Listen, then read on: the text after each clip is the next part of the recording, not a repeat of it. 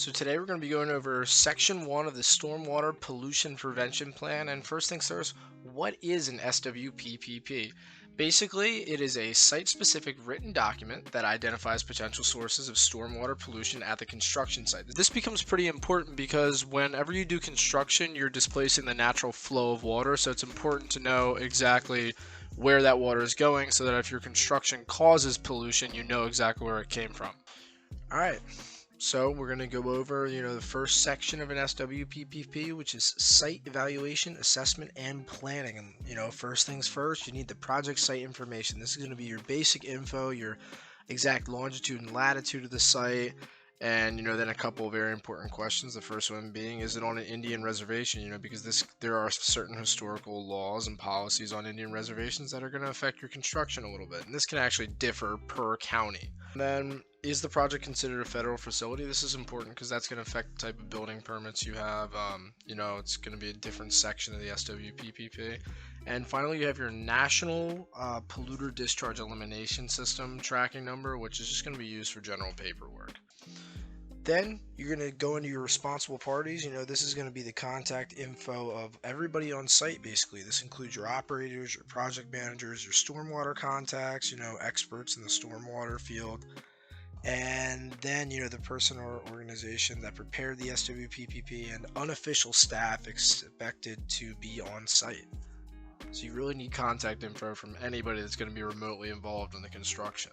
Then we're going to go into our nature and sequence of construction activity. This is a really short section of the SWPPP, and this basically just describes the function of the project, what's the construction for, and the start and end date. Then we're going to get into our kind of science section of the document, and it's going to be talking about soils, slopes, vegetation, and current drainage. And this is, you guessed it, about existing soil types and conditions. And then you have slopes, slope lengths. This is important when you're talking about erosion. It's important to know the type of soil and the slope that it's on, because you have to anticipate how much that's going to erode around the structure, or obviously possibly under it, because it does really matter what you build on. Then of course we have our drainage patterns, which is the pre-construction way that water is currently draining in this area before it's actually being diverted by whatever sewers are going to be built. And finally, the historic site contamination, which is like if there's any information about pollution in the past that has maybe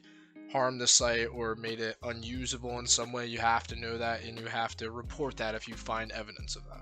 After we go over the soils, the slopes, the vegetation, the current drainage, we're going to start anticipating the future. Basically anticipating how this construction site is going to affect the area that it's being built in. You're going to have to try to calculate a percentage of impervious surface before versus after the construction, which is basically you're building a surface that water can't go through, or water currently was, which is kind of a big deal for the surrounding environment. And you're also going to have to calculate your runoff coefficients before and after construction, which is where is all that water going now and how much of it is going there. And that kind of leads into the next section, which is receiving waters, where you have to have a detailed list of all bodies of water that could receive water from your site, whether that be directly or indirectly. You do have to list where the sewers you're building go, as well as just bodies of water that are maybe just adjacent to your site.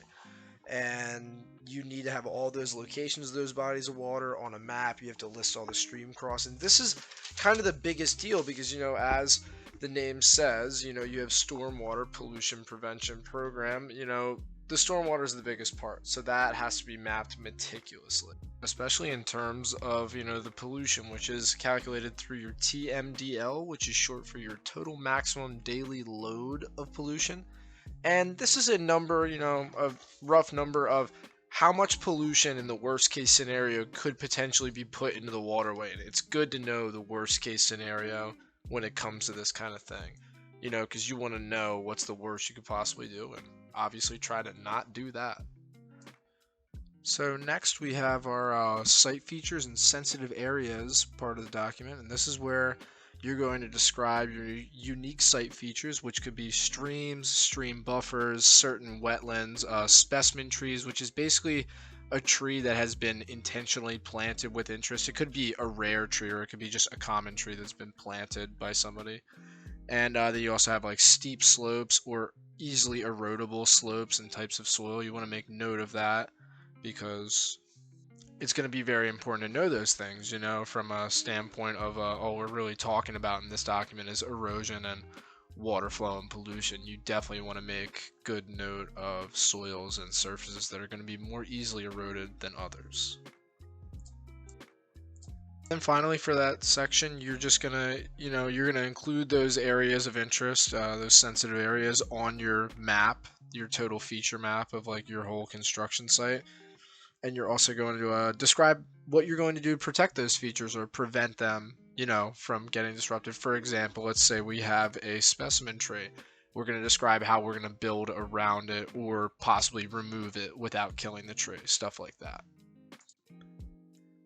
Now, this is where we're kind of getting into a very important section of the paper. You're going to be listing your potential sources of pollution. Now, this is a big deal, and the name of the game here is stormwater drainage. So you have to identify and list all potential sources of sediment that could possibly affect stormwater drainage, and also identify and list all potential sources of pollution other than sediment that could affect the quality of stormwater drainage.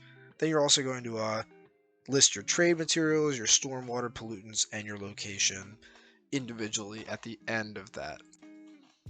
So after we've listed all of our potential sources of sediment pollution and non-sediment pollution, we're going to go into the endangered species section. Now, it's pretty straightforward. You're going to be listing all endangered species, threatened species, and or their critical habitats that are on the site or near the site. And this section is a little bit fluid because it can vary pretty greatly by state. So after we've listed our endangered species, we're going to get into the historic preservation section. Now, I mentioned at the beginning of the video that this would be kind of an important section too. And before beginning construction, you're basically going to be reviewing your state, local, or tribal historical law, and you're going to just determine if there's any historic sites near your construction project or near any of these stormwater projects that connect to it. And after you've covered your historic conservation laws, you're basically done. You just add a map onto the bottom of that part of the document where you're going to include your possible endangered species, historical sections of the site, types of soil, basically just general info that would be included in any geographic detailed site.